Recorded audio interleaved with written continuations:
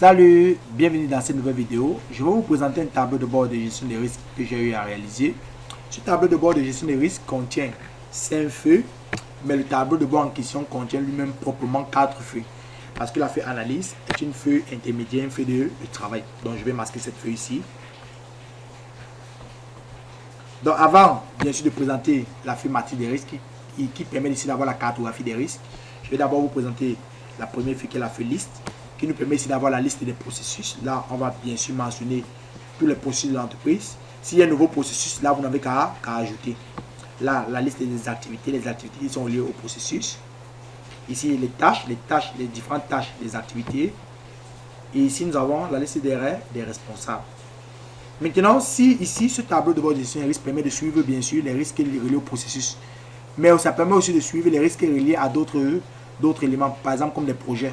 Donc, c'est des projets que vous voulez suivre les risques. Là, ici, à la place de processus, vous aurez les projets. Là, vous aurez les activités des projets. Là, les tâches des projets. Et la liste des responsables.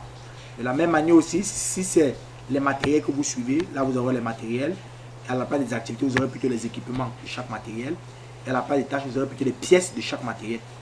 Voilà, donc, vous pouvez l'adapter en fonction de votre activité. Ensuite, on a une deuxième feuille, la feuille AMDEC. Ici, je tiens à rappeler que ce tableau de bord de gestion des risques a été fait suivant une approche AMDEC. AMDEC qui signifie analyse des modes de défaillance, de leurs effets et de leur criticité. L'AMDEC est une méthode qui permet de pouvoir répertorier dans un tableau tous les risques encourus soit par les matériels ou alors les processus ou les projets d'une entreprise. Bien sûr, pour pouvoir optimiser, pour pouvoir réduire ces risques-là. Donc ici, nous avons dans notre première colonne, nous avons nos différents processus. Vous voyez qu'ici, ça nous permet d'avoir toute la liste des processus. Et les processus proviennent bien sûr de notre feuille liste. C'est-à-dire que si j'ajoute demain ici un processus, par exemple, j'ai dit processus de la paye.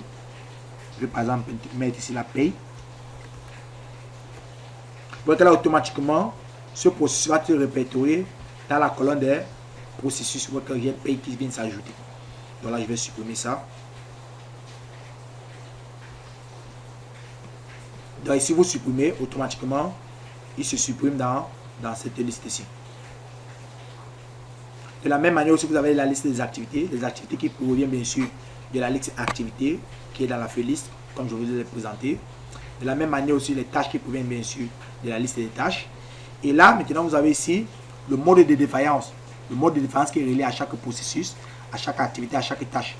C'était par exemple le cadre des projets. On devait avoir ici le mode de défaillance qui est relié à chaque projet, à chaque activité de chaque projet, à chaque tâche de chaque activité de chaque projet. Le mode de défaillance il revient encore au risque. Donc c'est la même chose. C'est encore le risque. Donc là, ici, à ce mode de défaillance, nous avons associé un code. Pourquoi? Parce que dans la cartographie des risques, c'est représenté par des codes. Parce qu'on ne pourrait pas ici mettre tous les libellés, bien sûr, du mode de défaillance. Ça devait cacher, bien sûr, la cartographie. Ensuite, là, nous avons ici l'effet. Quel est l'effet que le risque a, bien sûr, sur l'activité, sur le processus en question, sur la tâche en question. La cause possible, quelle est la cause probable, bien sûr, de ce mode de défaillance. Ici, on a le mode de détection. Comment est-ce qu'on fait pour pouvoir détecter ce risque-là? Comment est-ce qu'on fait pour pouvoir détecter, bien sûr, ce mode de défaillance? Et là, bien sûr, nous avons les différents paramètres de l'AMDEC. Le premier paramètre qui est la gravité. Ensuite, nous avons le deuxième paramètre, l'occurrence, la probabilité. Et là, nous avons notre premier risque qui est le risque brut. Et là, nous avons le troisième paramètre qui est la détection. Ensuite, là, nous avons la criticité. Et là, nous avons bien sûr un commentaire initial que vous pouvez faire, c'est facultatif. Là, nous avons bien sûr l'action à mettre en place. Et cette action dépend bien sûr du seuil de criticité. Et là, vous voyez ici, lorsque je vais vous montrer le tableau de gris, bon, je vais d'abord finir. Là, nous avons l'action à mettre en place qui est fonction du seuil de criticité, qui est responsable de cette action, quel est le délai pour pouvoir mettre en place cette action, à quel niveau de pourcentage de réalisation nous sommes sur cette action. Après avoir mis en place cette action, quelle est la nouvelle gravité, quelle est la nouvelle occurrence, quel est le risque résiduel obtenu, ici quelle est la nouvelle détection et quelle est notre nouvelle criticité.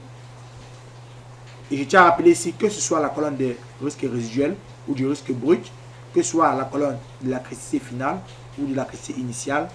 Ici, les différentes colorations sont donnés en fonction du tableau de gris.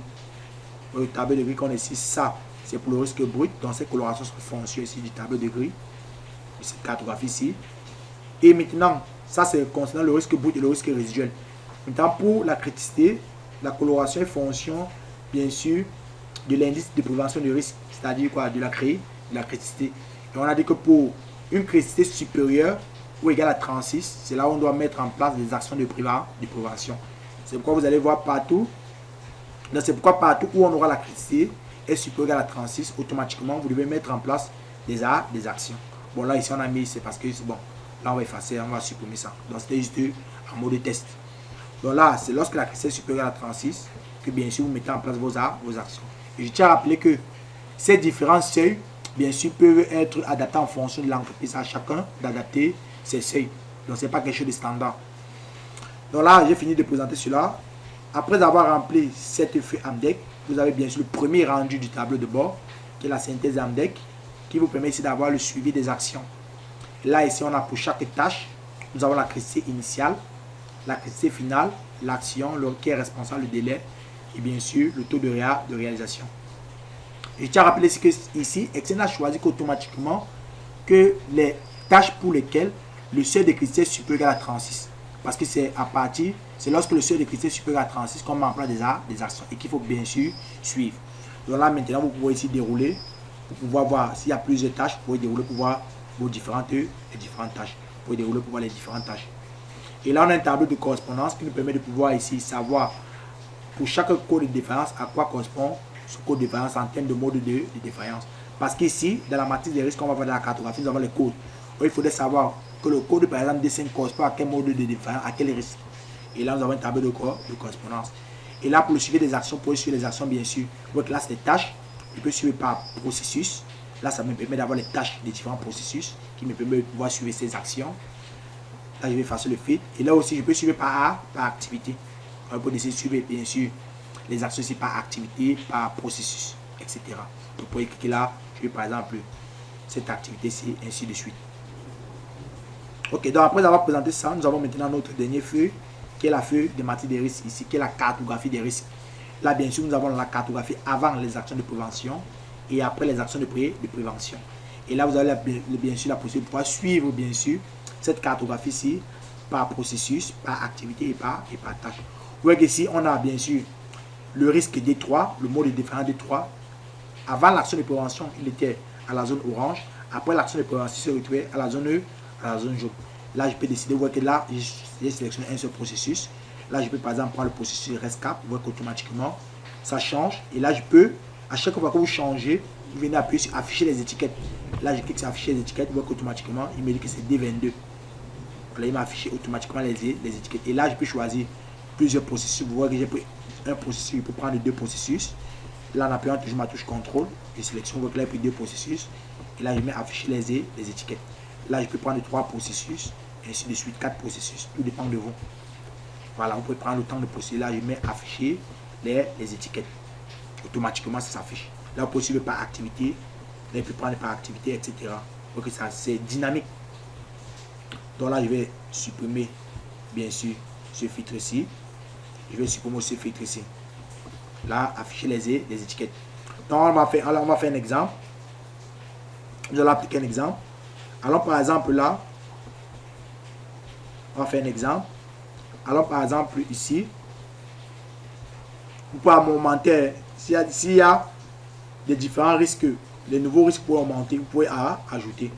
Bon là par exemple, mettons ici, à la place de D11. Là je vais changer ça. J'ai D11 ici.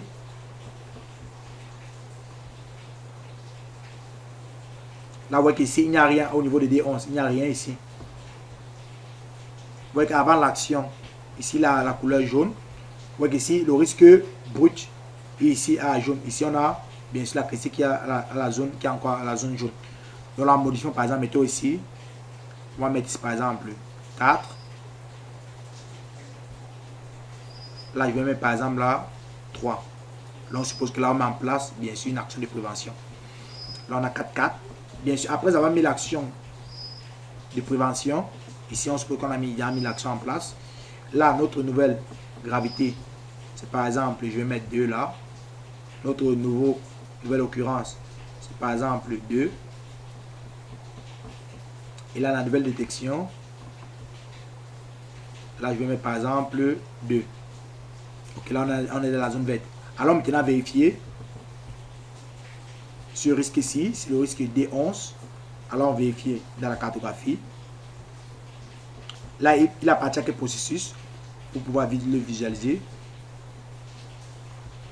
Il appartient au processus RESCAP. Voilà, RESCAP à l'activité mouvement interpost. Donc là, on va aller vérifier rapidement. J'ai dit RESCAP. Avant ça, quand j'ai fini d'abord, vous voyez que là, j'ai modifié d'abord la base de données. Quand vous modifiez la base de données, la première des choses que vous devez venir, c'est actualiser d'abord. Là, il y a un bouton pour actualiser. Donc, chaque fois que vous modifiez la feuille AMDEC, vous devez d'abord actualiser les données. Donc là, vous voyez que je viens d'abord cliquer sur actualiser. Pour pouvoir mettre les données à jour. J'ai actualisé. Ensuite, je viens maintenant ici. Je prends par exemple RESCAP. Vous voyez que j'ai pris RESCAP. Et là, je viens sur afficher les étiquettes de données. Vous voyez qu'automatiquement, j'ai D11. Voilà D11 ici. Qui est bien sûr dans la zone verte maintenant. Qui a 2,2. Alors qu'avant, on avait D11. Il était où? Il était ici à 4,4. Donc, si on regarde avant les actions de prévention, vous voyez que D11 est quelque part ici. Vous voyez que c'est parce qu'ici, il y a beaucoup, bien sûr, de codes de différence qui sont ici. Il était à 4,4. Ici, dans la zone orange. Maintenant, il se retrouve dans la zone verte. Vous voyez que directement, c'est visualisable. Donc, voilà un peu à quoi consiste cet outil. Je vous remercie.